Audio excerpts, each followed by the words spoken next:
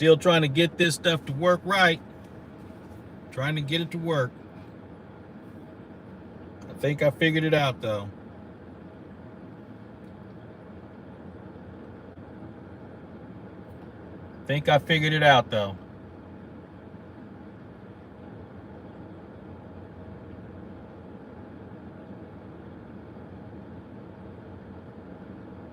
Maybe I'm going live on 2 places, maybe not. I don't know. I'm gonna keep it going the way it is. We're getting ready to head to our area that we're gonna serve a divorce papers. We got some divorce papers that we're trying to serve. So hold on here. Let's see.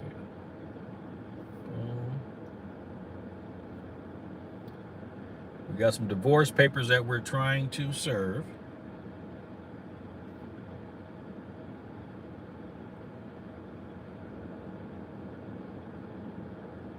Hey, Tony, is that you watching on the new one?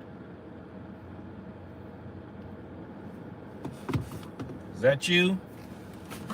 Okay, so my name is Lance. I think I got it kind of figured out now. Okay, great. I think I got it figured out. And it's basically, in order to, when I send out a broadcast to all my followers, I try to create a ride along in YouTube as a event, well, as a video in the future.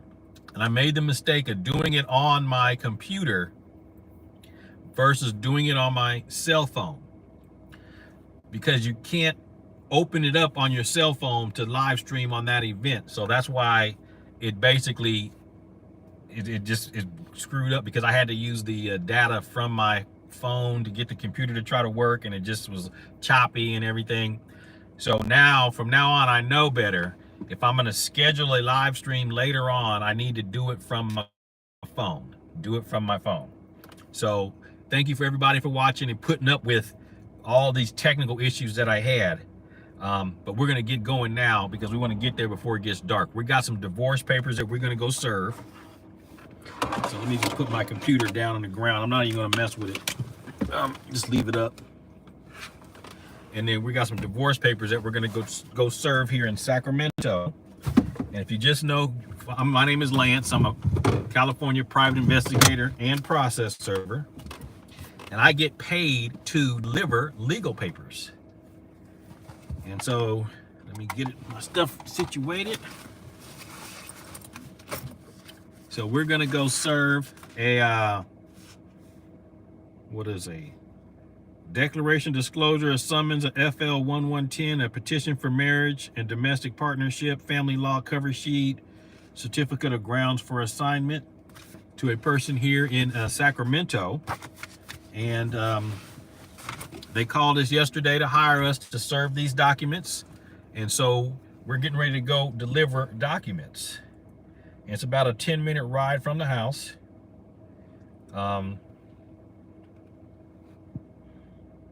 It's about a 10-minute ride from the house. So we're going to head over there and go serve the document. He's got a gate around his fence, around his yard. So we're going to see how easy it is to access it, to see if we can have to get up there. Plus we got his phone number to call him just in case he doesn't, we can't get his attention to get him to come to the gate. So on my process serving software, I've got a mapping feature. So I just click the button, it brings up the Google map. We hit directions and it'll tell us we're 12 minutes away. So let's get going. Let's get going. Any process servers in here? Any process servers in here already? Anybody want to become a process server? All right, let's go.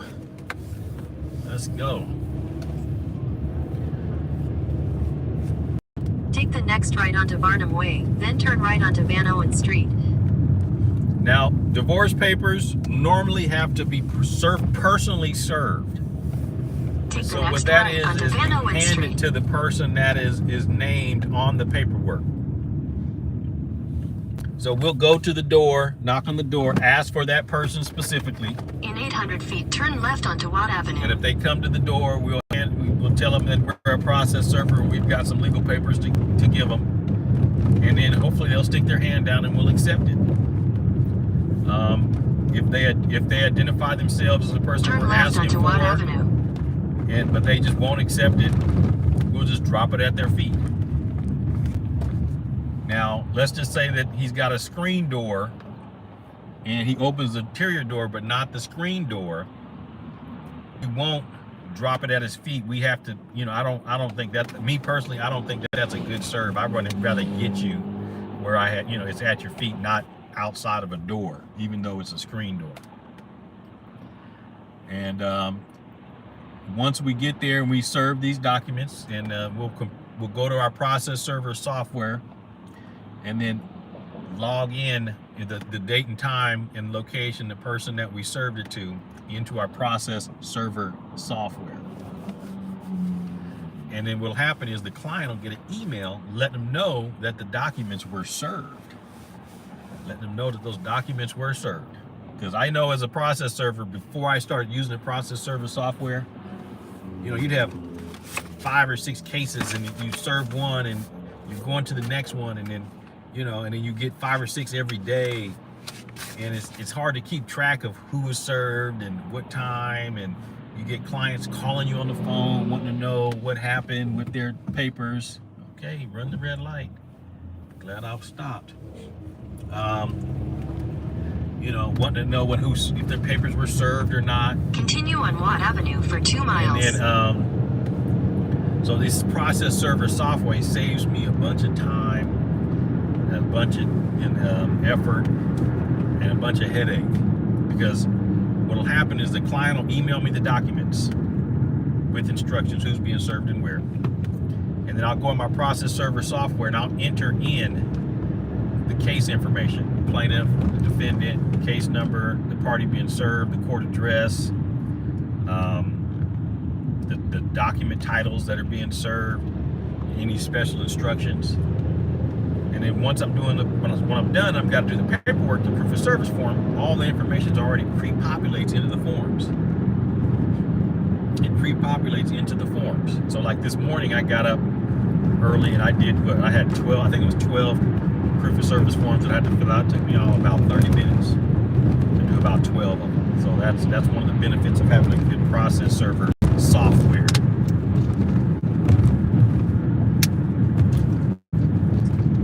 And just earlier today, we went and served a nurse at a hospital. We had to go serve a nurse today at a hospital in Sacramento. And I went and got a haircut, can you tell? But yeah, we went and served a nurse in a hospital.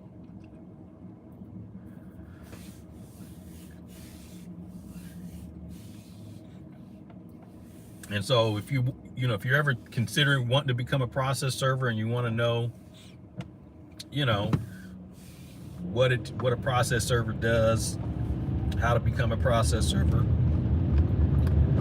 I wrote an ebook entitled How to Become a Process Server, where it teaches you what it takes to become a process server in all 50 states. Now, it's not in the description yet, but it will be. But if you go to my any of my other videos, it'll be in the description. And I just haven't had a chance to put it in the description yet, but there'll be a link to my website where you just give me your email address and I'll give you a free copy of my ebook, How to Become a Process Server. Because I train process servers, who to serve, how to serve, and how to fill out the paperwork. I've trained a lot of people, and before COVID, you did this training in person. And then when you came to these ride-alongs, you'd be sitting right here. And we'd go out, you'd have to be a process. I'd make sure that you're a registered process server. And we'd go out, and instead of me doing the serve, you would do it. I'd have you do the serve. And then when we get back to the office, I would help you fill out the proof of service form. I'd show you which forms to fill out for the different types of documents, because different documents have different forms that you fill out. Like family law documents have a different form. Child custody case have a different form. Subpoenas have a different proof of service form, and there's 5 or 6 different kind of subpoenas. Each one has its own. Small claims court has a different proof of service form. You got to make sure you fill the right one out, because that proof of service form notifies the court date, time, and location that and the parties that was served. Because process serving is a recession-proof business. I mean, just think of all the cases that go to court and have to, and each one of those cases has to be served to the other party. And a person can serve documents, anybody over the age of 18 that is not a party to the case is able to serve them. But would you rather, let your clients know they'd rather have a professional do it? Because, these documents are submitted to the court. And the court, that's how you notify the court that the person was served. Turn right onto Roseville Road. And that's how you notify the court that the person was served, is by completing a proper proof of service form. Now, sheriff's departments do serve documents as well, and they're usually cheaper than what a process server serves. But I know in my jurisdiction, you're looking at three weeks before they're even available to go serve them. And if you need your documents served right away, would you rather have somebody that's able to get it the next day or that day to get it there and done? Continue on Roseville Road for 3 miles. Yeah, would you rather have somebody, a process server? And in California, this is what you do. In California, to become a process server, you have to register with your local county recorder's office. And so what that means is you go to recorder's office, you fill out an application, you get a process server bond, you get a live scan fingerprint, and you get one of those little passport photos. And then once your fingerprints come back, you're a registered process server in California. Now, if you're in another state, you just have to research what those state rules are for your state, because all states are different in reference to licensing requirements and training requirements. But when it comes to service of process, the same rules pretty much apply nationwide. Now, I'm no attorney. This is not legal advice. This is just my experience. Because if I walk up to you and say, here's some legal papers, and I hand them to you, that's service of process in every state. That covers every state, literally every state. Now, there's different ways to serve people as well. You've got personal service, which is where you hand it to the person. You've got substituted service, where if you go to the person's place of residence or their place of business and they're not there, you can leave a copy with an adult over the age of 18, and then you tell them that it's legal papers and who it's for, and then you mail another copy to that location addressed to the party that you're trying to serve. Call from 911. Okay, so that's substituted service. Now, some cases can be substituted service, some can't. Some you can substitute serve on the first attempt, some you have to wait 3 attempts to substitute serve. You learn all that when you take my process server training course. I'll teach you all the ins and outs of substituted service. You've got proof of service by mail, where you can mail documents to parties to be served. You've got service by publication. By posting. So usually those are like an unlawful detainer, where you've attempted to serve them and you couldn't serve them, so you write up an affidavit of non-service. I give it back to the client. They'll go back to court and file and get the court to grant them an order to serve by posting. And they give the documents back to me, and I get some duct tape, and I go and tape it to the front door and take a picture, and then fill out a proof of service form that says I served them by by posting. That's another type of service. I don't get very many of those. Mostly I get the personal serves and the substituted service, and every now and then I'll get the serves by mail. In a quarter mile, turn left onto Marconi Circle. This is my turn right here. Keep going.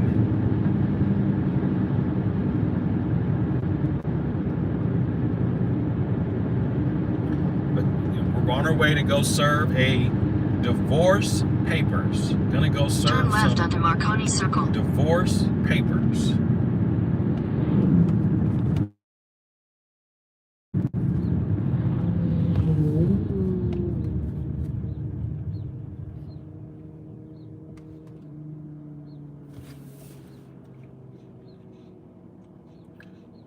You know, the hardest part of being a process server is finding your own process server clients. That's the hardest part, is finding your own process server clients. In 800 feet, turn right onto Marconi Avenue. And you could, you know, get you some business cards printed up and then go in your local jurisdiction and go to all the attorney's offices and leave your business Turn card right with onto the Marconi attorneys. Avenue. Is one way to do it.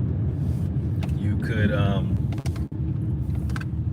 do some direct mail pieces and mail your information to your local attorneys. You know, send them a letter or a little flyer saying, hey, I'm your local process server. You know, that's another way to do it. When I first started trying to find clients to serve documents for, I would literally go to the courthouse every day and In a quarter mile, turn right onto pull Kenwood up the Street. list of all the brand new case filers and then just call all of them on the phone. Can't read it right now, I have to wait till I stop. But I would call them on the phone and just says, hey, I see that you filed a small claims case and I wanted to see if you needed some documents served.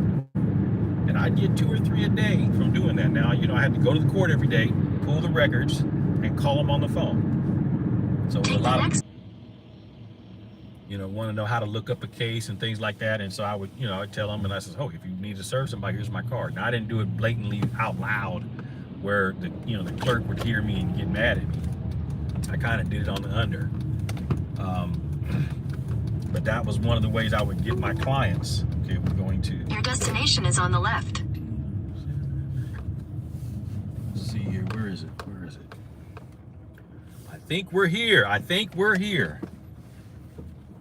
Okay. All right, so we're gonna try to turn our car around because I want you guys to see what I'm doing. I want you to be able to see it as best I can.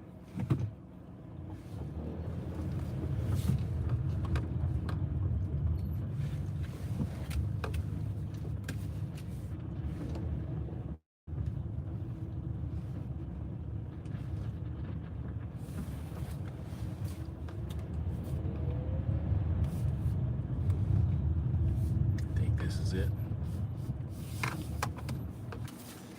Sometimes these locations, you got to make sure you're at the right spot. 7. I think this is it here. So I'm gonna try to turn the camera. Let's see if I can turn the camera view around. Yep, this is the address. But you got a security gate, 1805, so it's in the back. It's in the back. So if he comes up, he's gonna come to the gate here. So let me go over here and see what I can do. Let me go over here and see what I can do. I got his phone number to call him as well. If I can't get in the gate, there's no little buzzer or something.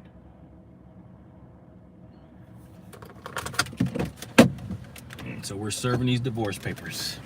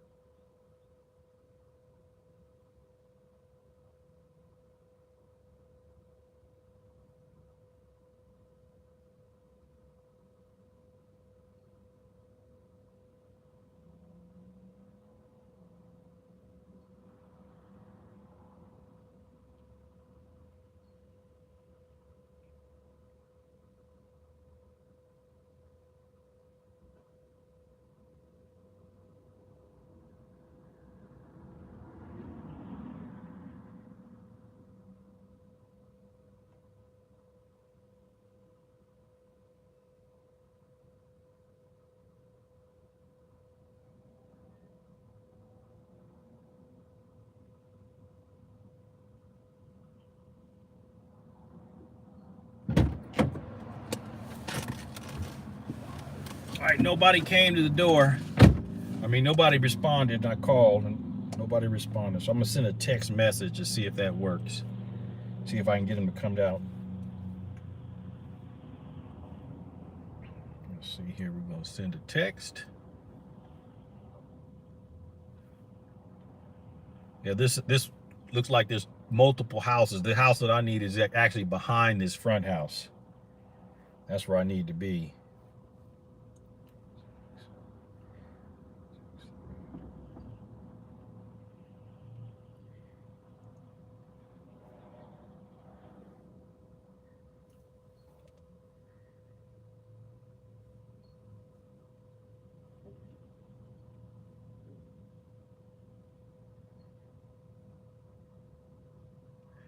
I'm just sending this a text. I'm out here trying to serve some divorce papers. So let me go stand out by the gate again. Maybe they'll get excited and want to know who I am.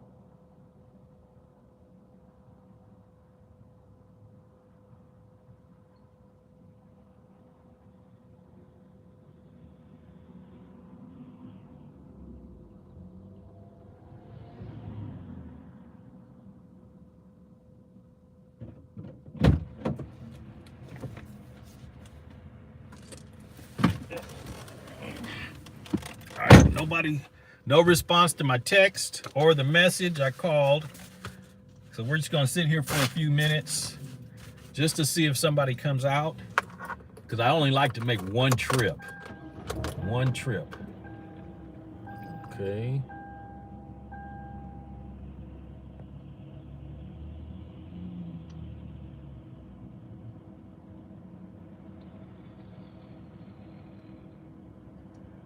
Okay, what did you say here? Let me see here. You're moving pretty quick for this time of day. I live in Alameda for a few years. The whole area is not. You're right. This is. I'm glad I don't have to go through rush hour traffic. If there's specific laws in California that prevent you from going to the door or to the house within the gated area, you know, I'm not going to go through their gate. Now, if they had like a door that I could open, you know, easily, I didn't see any signs of a dog, I might go in there. But this kind of situation, they got security camera signs, they got security cameras, they got a sign that says beware of dog. I'm not going in there. You know, that's not me. Because they're not paying me to guarantee to get them. They're paying me to make attempts. Now I'm gonna do my due diligence to try to catch them, but you know, sometimes you can't. That's just part of it. Sometimes you get them, sometimes you don't. and we do the best that we can do.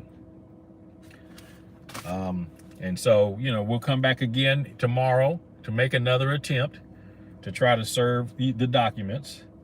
And then if we can't get them tomorrow, then we'll come back again in a couple of days later to try to serve some documents. But we're out here trying to serve. Is that somebody looking around? Couldn't tell. Is that somebody looking or not? Let me go look. I thought I saw a head peeking around the car there. Let me look.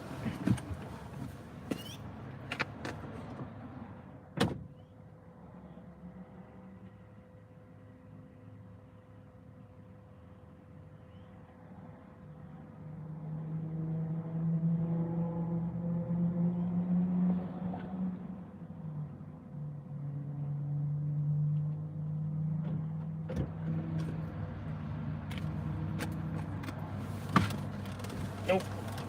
Maybe I'm seeing things. I thought I saw a head peeking around.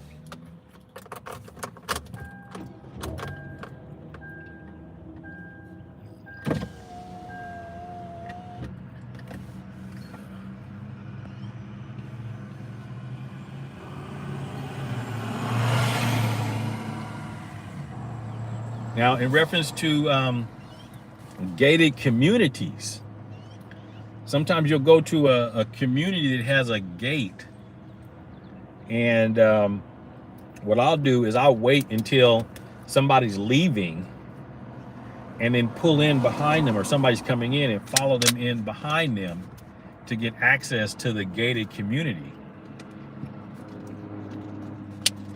And then I'll go try to serve the documents, you know, at the person's house. But a gate like this around this house, I'm not gonna follow anybody in here, especially with these signs that say beware of dog and security cameras. They might got something going on in here, and I'm, you know, this little $150 isn't worth my safety like that.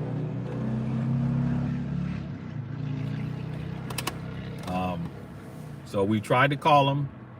We came by the house. We'll do it again tomorrow and then a couple of days later. And then what we'll do is we'll prepare an affidavit of non-service, give it back to the client, and then they can use that to determine whether or not they want to pay us to do some surveillance. And then this location here is a pretty good location. If we had to do surveillance, there's a lot of places that we could park and kind of watch the driveway. Whole bunch of places we could park and watch the driveway to see if we can catch them coming in or out. But there's about 5 cars back there, and I don't know which one this person would be driving. So I'm gonna get a hold of the client and ask them, you know, send them an email to say, okay, which car would this person drive, to see if they're even here, if they have a job, you know, what time they go to work.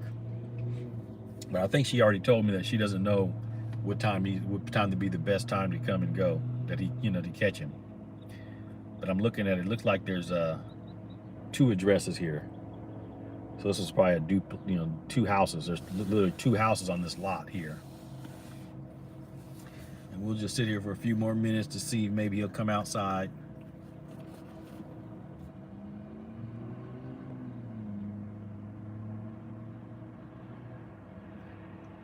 Are there jobs that you refrain from taking because of the danger involved? Maybe a neighborhood?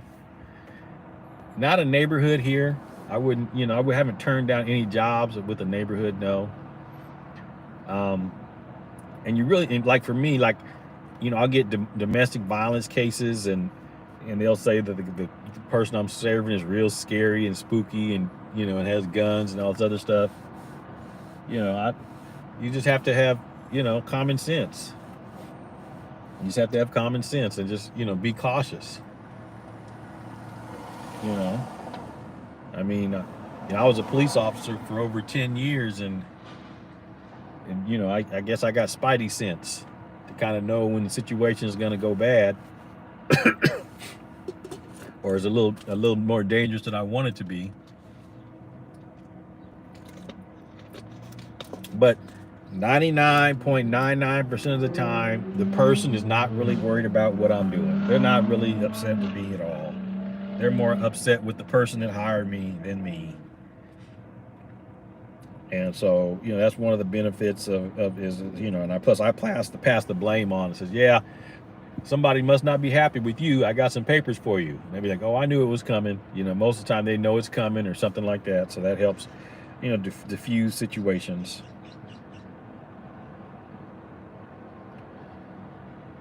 Right. Just seen a process server yesterday to a neighborhood. Okay, Nate Dogg. Okay. You sent one to a neighborhood or you saw one in a neighborhood?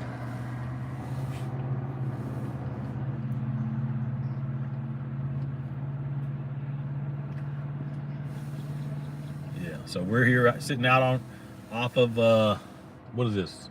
Arcade. Off Arcade in Sacramento. Oh, Scene. Okay.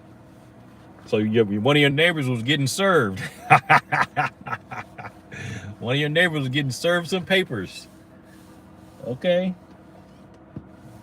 I mean, because in this job, there's plenty of business. Plenty of business. Oh, he came over to serve the neighbor. Okay. But this job is plenty of business because there's so many cases that are filed in Sacramento. Oh, it's unlimited cases. And just, I mean, what he told me he was contracted. Okay. Yep. I wonder what company he was working for. Because if he was contracted, I wonder if he company, because, you know, there's a few super large process serving companies that a lot of people work for because they get a lot of cases, but they don't pay nothing. They pay you like $25, $30 per case, and you have to go out 6 times on a case. You know, and my cheapest fee is $125, and you only get 1 attempt for that. Yeah. And so, you know, people ask, you know, how much does a process server make? And so you got to kind of do a competition analysis to see the prices that's going in your area, and then just charge the highest or charge higher than the highest price. That's what I do. Because the hardest part is get them to call you. Okay. It's not a bad gig. Where are you? Are you in California, Nate? Are you in California? You know, charge the highest. Because here's the thing. If somebody finds you online and calls you, most of the time, they don't really care. They're not shopping around. Oh, you're in Arizona. Okay. They're not shopping around for prices. They're just trying to find somebody to do the serve. So, you know, I get calls from people all the time that are, you know, they just need it served. And usually you'll have your, like I have my prices listed on my website. So if they go to my website, they already seen the price and they've called me. So I've already basically sold them on my price. Now, every now and then, because I have multiple phone numbers for different websites, I'll get a call. They'll call and check the price on one website or one phone number. And then 2 minutes later, they're calling back on another one of my phone numbers. And 2 minutes later, they're calling back on another one of my phone numbers. And lo and behold, I just tell them, you know, the same price. And it's like, you just called a minute ago. Trying to get into it. I'm on the border of WI and M. Okay. Yeah. Okay. You just have to figure out what your rules are for your specific states, the licensing requirements. Like Arizona, I'm not sure. I'd have to look into it to see what their licensing requirements. Have you looked into that to see what the requirements are in your area?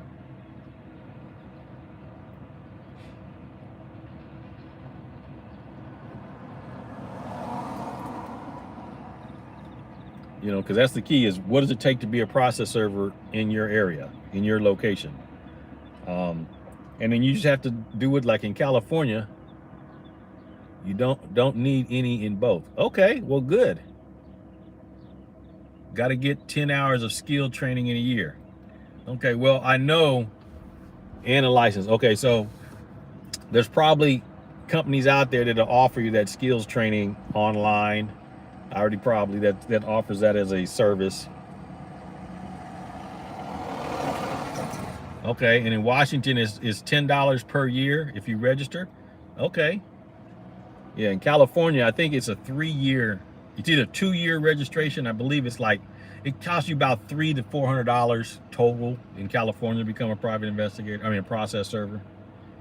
And that includes your licensing fee, your registration fee, your bond, and your live scan, and then you got to get the little passport photo is one of the things you got to get as well. But you know, the job itself is pretty much the same in every state. You walk up to them, you hand them the paper, and you leave. Do you recommend a bond if not necessary? I don't have a bond because I'm a private investigator, and so, you know, I'm no attorney. Is not legal advice. I just get that out there. I'm no attorney. Is not legal advice. The bond is really to protect the client and yourself, I'm assuming, and so it's really up to you. But in California, they require it, but it's only $2,500. So how much protection is that? It's only $2,500 is the bond in California. Okay, and Zach, you don't know how to set your prices? What I would do is search for a process server in your area, see the ones that got the prices listed on their website, and charge a little bit higher than the highest one you find. That's what I would do. Because if a person finds you online and calls you, they're really not price shopping that much. So if your competition is charging $100, you charge $125, literally. And so if they found you online and they called you, or they filled out your form on your website, they've already seen the price. Bet you got a gas saver too for this type of gig. Yeah, I got a Hyundai, but I don't do a lot of people serves. I mostly serve registered agents and businesses and government agencies, because I like to niche market. I niche market my process serving business. So I'm not driving all over town serving individual people, but having a fuel efficient car, is a benefit. But I just go to 3 or 4 places a day, and that's it. And they're usually just to serve registered agents. Because in California and most other states, if you are a corporation or LLC, you have to appoint someone to be, or a company to be, your agent for service or process. And so like Facebook, YouTube, Twitter, they all have to appoint somebody to accept service or process. And so I specialize and market a lot on serving those types of entities. So when somebody would type in, how do you serve such and such, such and such, they will find one of my websites. Do you ever get offers from companies from other states reaching out to you to start your services in their state? Yes, I do. As a matter of fact, I do. But you have to research your rules, though. That's the point. You got to research your rules to see what it takes to become a process server in those rules, in those areas. Okay? And then you're going to have to do your own research to find out the specific forms for your state.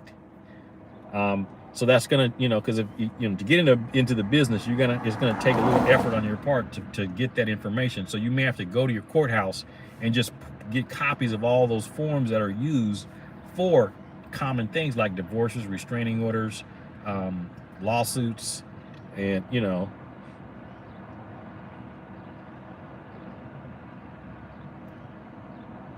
and things like that, lawsuits and small claims court, and then see what the proof of service forms that are used for those specific types of cases. Okay, and then what I would do is, if they let you, take pictures of them, of the proof of service forms, to kind of get an idea of what it's going to take. But most proof of service forms have the same exact thing. You need the party's name, address, date and time served, case number, plaintiff, defendant's information. You're going to need all that kind of stuff, on the form itself.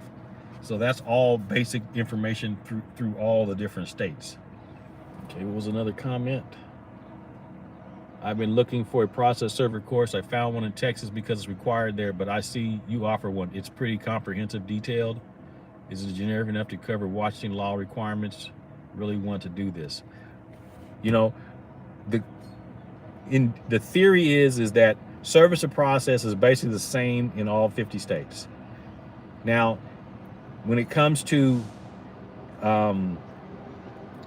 the rules specific to your state, you have to do some research to see what that is. Because like in some states, you can't serve Monday through Friday 24 hours a day. They have some states have vacation days. So that's up to you to figure that out. But my course covers the basics of, you know, what is a personal service? What is a substituted service? What's service by mail? You know, how to fill out proof of service forms. Now it's California forms, but all you got to do is get your form. It's going to take the same information. And then the hardest part is the marketing. And you know, my course covers the marketing aspect as well. And then once you complete the course, I'll help you come up with a marketing plan, just one-on-one. You know, and I'm doing this for free now. Eventually I'm gonna charge for it because this is the most valuable part. But one-on-one, I help you come up with a marketing plan on how to get your own process server clients. So my course will work for your state, yes.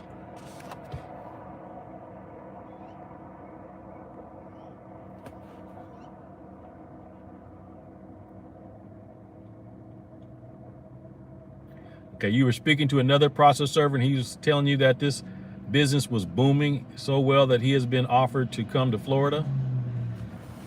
I mean, just think about it. How many people are getting sued? Literally, how many people are getting sued? You know what I mean? Literally, how many people are getting sued? How many people are getting restraining orders, getting divorces, filing small claims actions? I mean, all you got to do is go to the courthouse, or really got to go to the courthouse, get on your computer and pull up your case index for your local jurisdiction and do an index search to see if you can see how many cases. And I'm going to do this on one of my videos. I'm going to do a couple searches so I can show you how many cases need to be served in just one county, in one courthouse. Because I know in Sacramento, we got family law court, probate court, civil court, small claims court, unlawful detainer eviction court, criminal court. That's six courts. How many cases do you think get filed every day for that 6 courts? So you're like the Uber for process serving. Kinda. But you know, the Uber is going to give you the clients. And what I do is you got to find the clients. So Uber's going to, you know, you give you the clients. But what I do, you got to find the clients. But once you got the clients, you put their data into a software program, and it's just like getting an Uber app where it says, okay, I got to go serve this person at this address, and you hit the button, it gives you a map, and you go serve them. You hit another button, it logs that you were there, and then, you know, you can upload a picture that you were there, or if you hit a button, it'll tell you whether or not you served them. As a matter of fact, I'm getting ready to put that into the serve right now that we just did on this one here. Now, if you haven't got my free ebook, I'm going to put a description on this video with my link to get my ebook here shortly. So give me a second. I'm going to log this. Actually, let me try to turn this camera around so y'all can see my face. Y'all can see me. So basically, I got the app here. On the app, it says new attempt right there. You see new attempt? Okay, I click new attempt. Boop. It brings me up to another screen, and then I just type in what happened. So I'm here. Service type is unsuccessful. Attempt. And then for the description of the service was gate is locked, or gate is locked and closed, or gate is closed and locked. Okay, tried calling defendant, calling and texting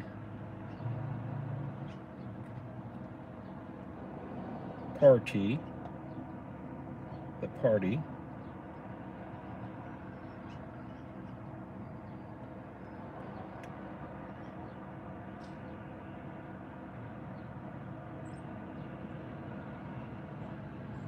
with no response.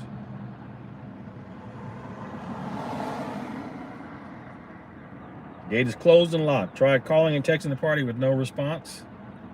And then what I'll do is I'll upload the picture that I that I took. So go here, I go to my camera. I'll just take another, no, let me go back because I already got a picture in here. Choose from a photo, go to my files.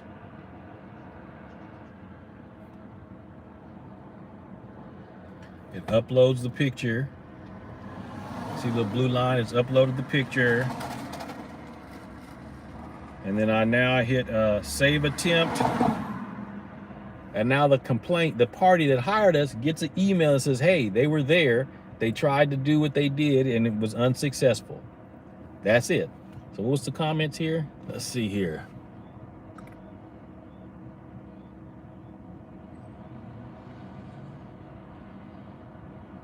You should make an app for this type of work. Make it easier for the type of field to be contracted and data kept. And I'm thinking about it. I use somebody else's app, but I'm getting enough following of people that I'm training how to do this that I may end up creating my own app. I don't know anything about creating one, but I'm thinking about it. And so that's one of my things I'm thinking about doing. Let's see here. I hope you don't mind the questions, but it not be in your specialty, but the data seems to suggest that foreclosures and evictions are going to increase, especially in the coming year. Are those clients worth pursuing? Yes. Now, here's the question for you to answer is foreclosures and evictions. Who is the party that's going to be filing those actions? Is it the lender? Is it the real estate company that they contract with in order to resell those properties? So you'd have to do some research to figure that out. And then let's just assume that, Wells Fargo is gonna, has a bunch of, they're gonna be foreclosing on a bunch of locations in your area. Well, who are they using to handle that? And then that's who you would contact. It might be a law firm that might be handling it, because I know Wells Fargo don't do it themselves. They probably have somebody else to contact to do it for them. And then you would reach out to them, by phone, by sending them a letter, networking with them on LinkedIn, and all the employees within the office on LinkedIn would be a way to do it. But let's just say it's evictions, and it's not from a foreclosure, but an eviction for like non-payment. Well, now you're dealing with property managers and with homeowners that own the rental properties. So now you just need to figure out, okay, how do I market myself to them so that they can contact you? So a great way would be have several websites, have YouTube videos about doing evictions, about serving evictions. Every time you go serve an eviction, you make a YouTube video that you're trying to serve an eviction. And then you upload that YouTube video on one of your YouTube channels. Like literally, that's what I do. And I didn't do it yet, but I'm getting ready to do it right now. So you guys can see how I make a marketing video and upload it onto YouTube. So we're getting ready to do a video right now. Okay, so I got my camera here.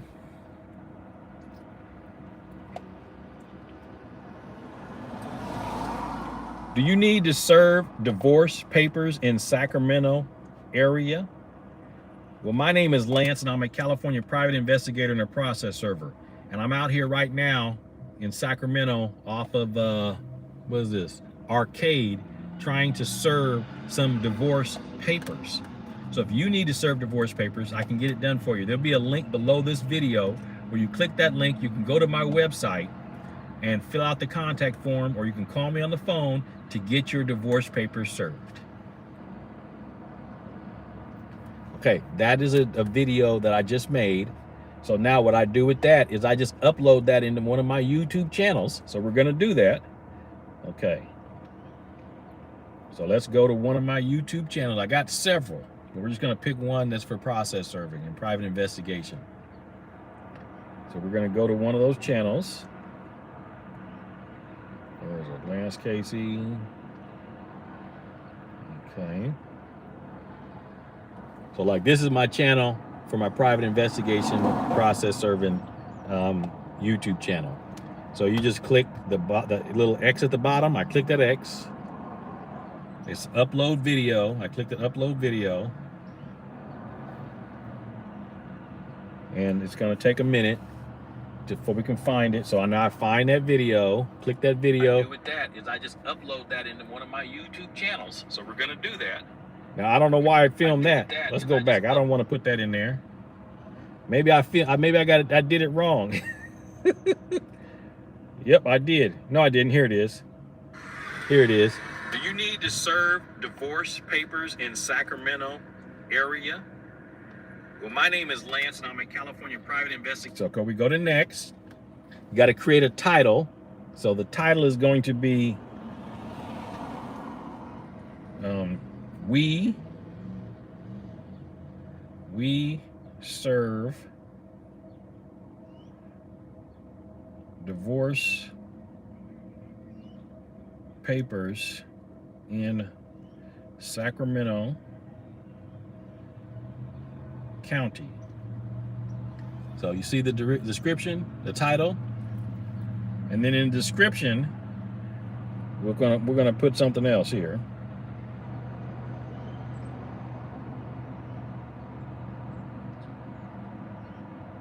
My name is Lance Casey, and I am a Sacramento private investigator and process server, period.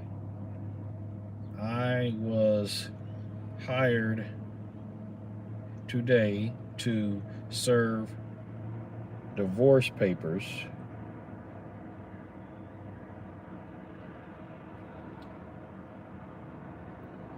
near Arcade Boulevard.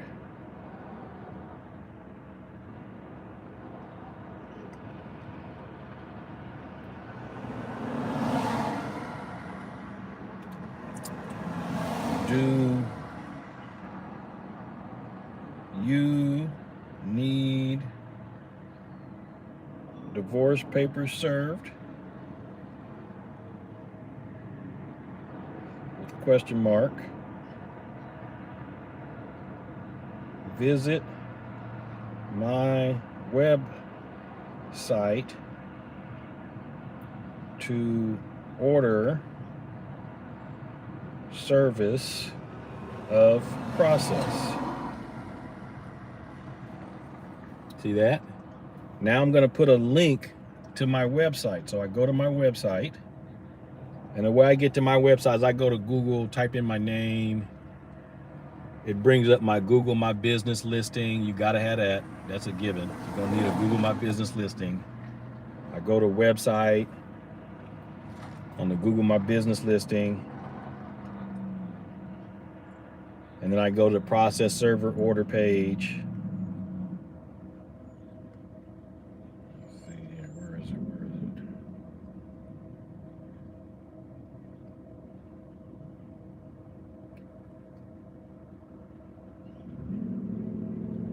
So here's my process server order page.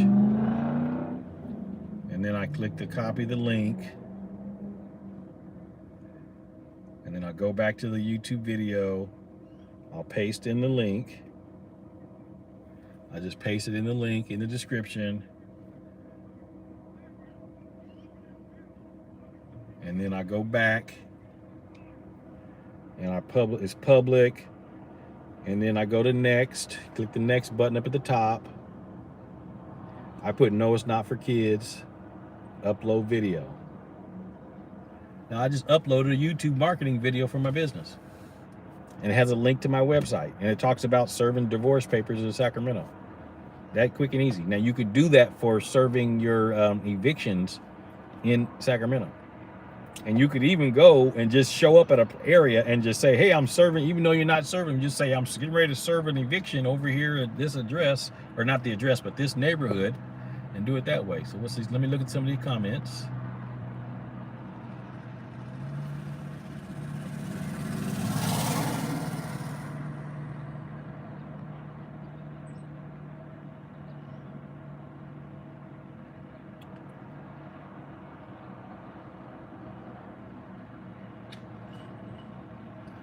Okay, so the question is, do you process-servably get paid for attempts or successful service?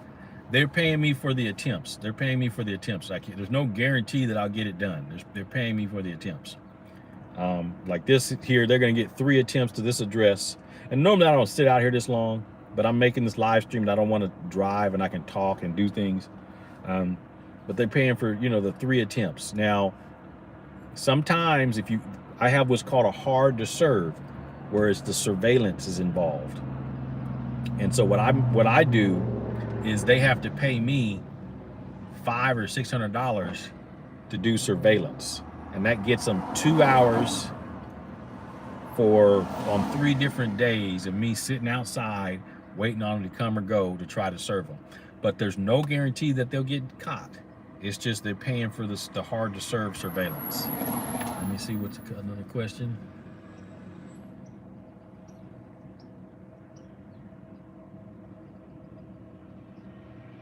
You should make about 7 videos on different platforms and upload them in rotation. TikTok, Snapchat, all of them.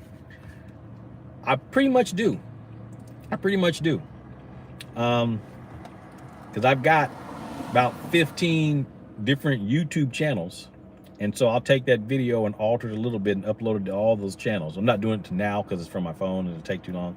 But I'll usually upload it to all those different channels. I'll do it on I got videos on TikTok. I got videos on Facebook, on LinkedIn, on Twitter, on Vimeo. So I've got my videos spread throughout the different channels. But the one I just did is so broad.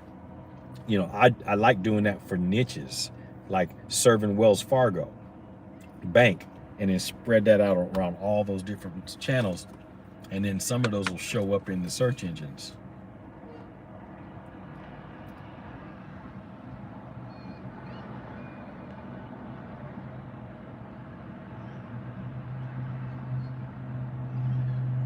And if you go look at some of the videos I have on here of me serving some people, some of it's staged on my channel, where we did, I served some of my friends and stuff. It's like the one where he tells me to get off his porch or whatever. That's one of my friends. So I do that to make, have a little content.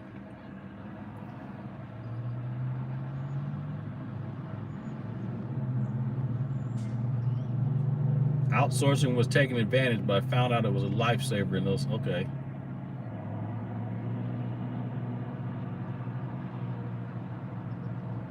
Mr. Red, yeah, I'm live again.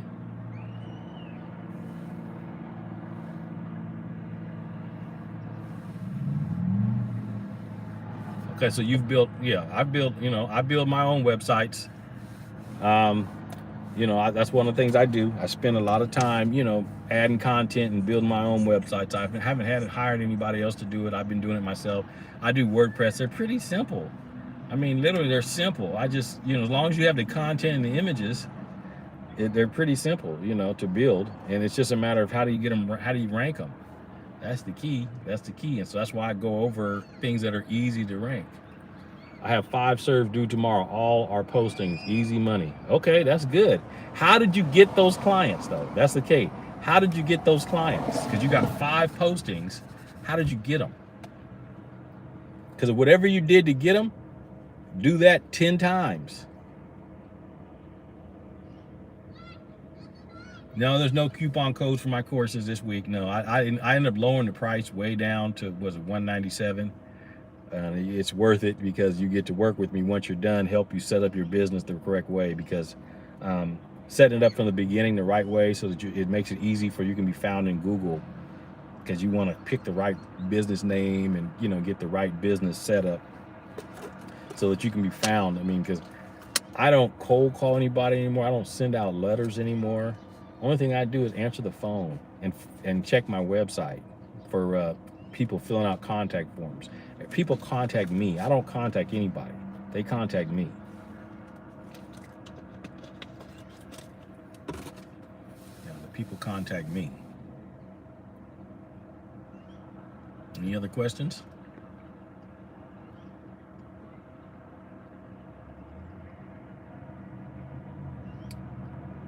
You know, and occasionally I'll get somebody that wants me to build them a website, and you know, I was like, well, it's going to be $5,000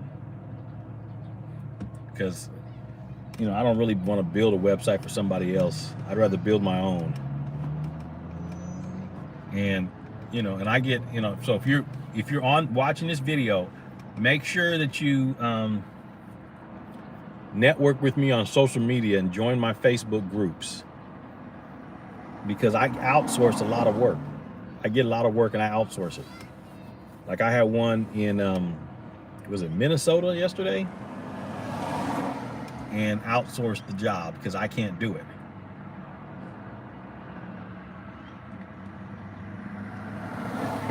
Okay, there's for different law firms, for homeowner associations.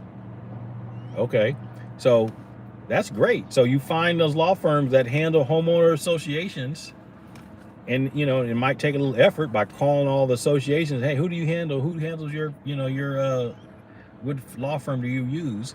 And then you just market to them. And here's the thing: reach out to those law firms and those homeowner associations on LinkedIn. Connect with them. Just connect with them so that they, you know, they're in your network, and just send out connection requests. And what I'm doing when I'm on LinkedIn, I just LinkedIn the people that are going to hire me, because I get hired by law firms, by lawyers, paralegals, and legal assistants. Those are usually the ones that are calling me to order service or process to serve my niches. So if your niche is homeowners associations and law firms that handle their cases, you can type into LinkedIn homeowner association, and it'll give you a list of all the employees. And then what you do is you just go send them all connection requests. And then once you've connected, you send out connection requests, you want to post content on LinkedIn every day about serving those papers on those types of documents. You want to put that content out there every day about serving papers on those type of documents. Yeah, just connection requests. I don't send a message, hey, my name is such and such, I want to see if you want to do such and such. I don't do any of that. I just send a connection request, and then I just start posting stuff on LinkedIn. So what'll happen is LinkedIn will show them sometime, you know, they'll eventually start to see my content of me posting evictions or on foreclosures or whatever you're doing on those things. And so literally you walk up to the door with your camera on. Hey, my name is Lance. I'm here in Sacramento off Arcade Boulevard, and I was hired by a law firm who's working for a homeowners association to post this notice of foreclosure. So we're here. Hold on, I'm gonna put my camera down. You can see. You put it up, get your tape out, and tape it on, and walk away and film it. So this is what I do. I post notice of foreclosures for homeowners associations, and you do that every day. Do that every day. Every day you do that. And then you put that on YouTube, you put it on LinkedIn, you put it on Facebook, you put it in all these video platforms that you can, okay? And then you put it on all those platforms that you can, and eventually they're gonna start to see, oh, this person, this is the process server who can do that for me.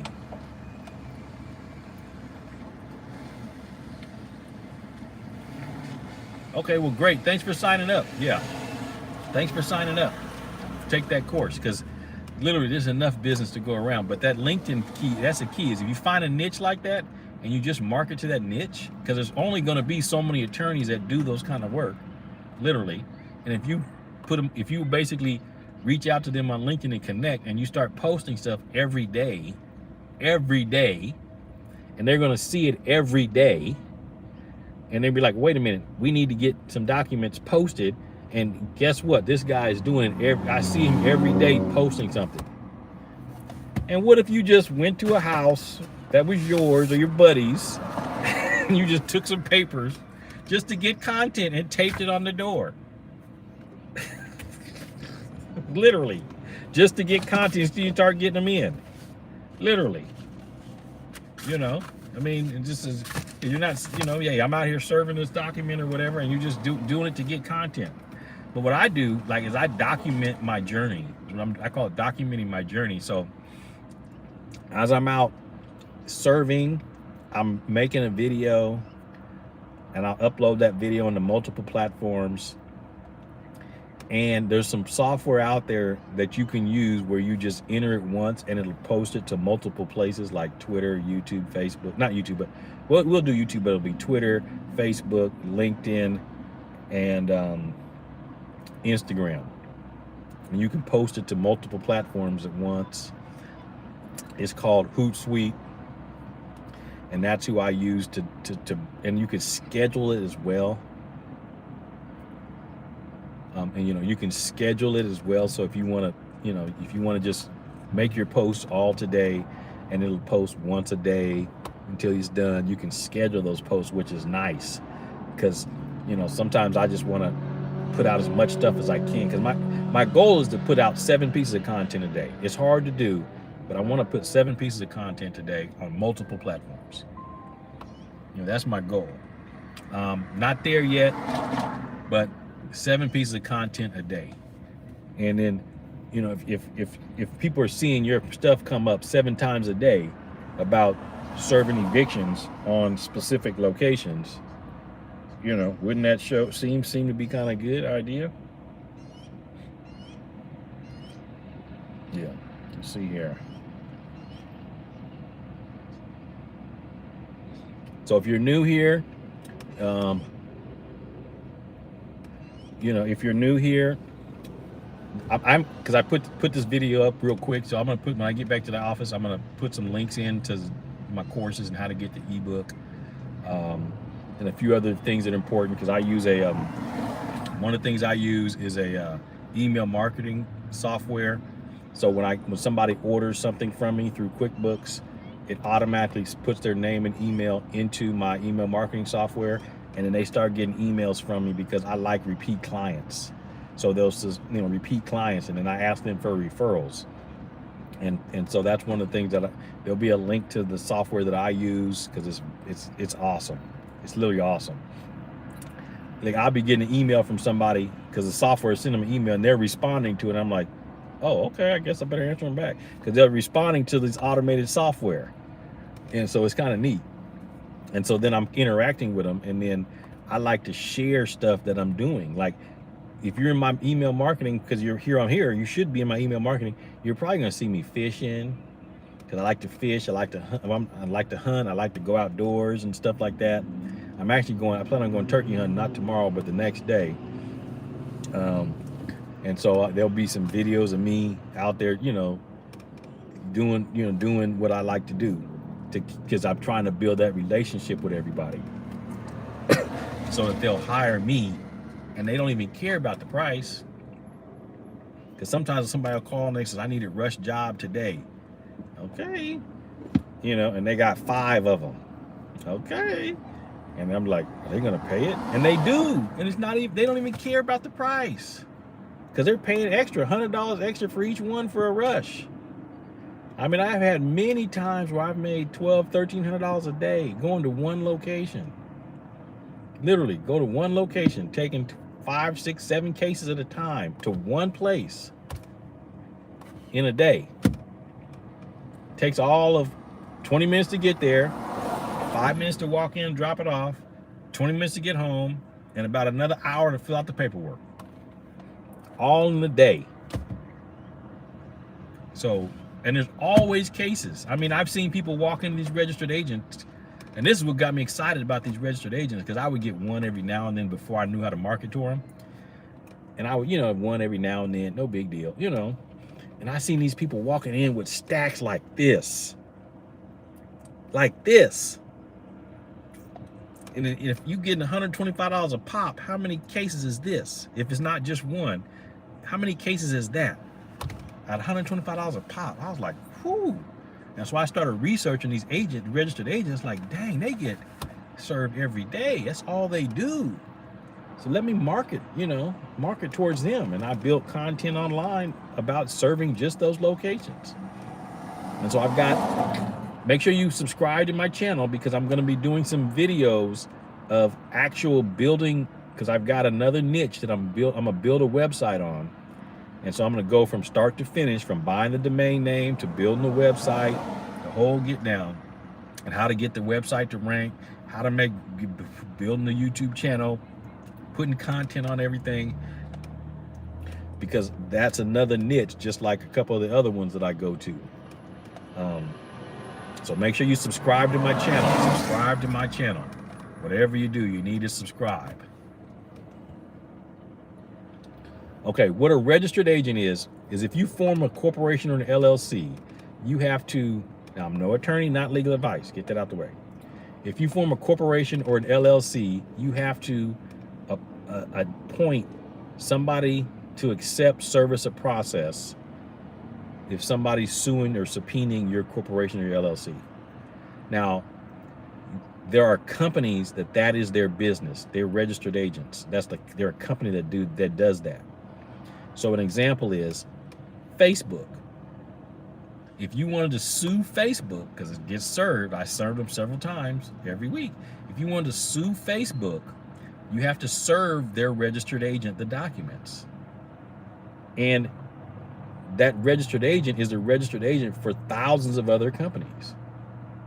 So if you can rank for that registered agent, somebody will type in how to serve that registered agent.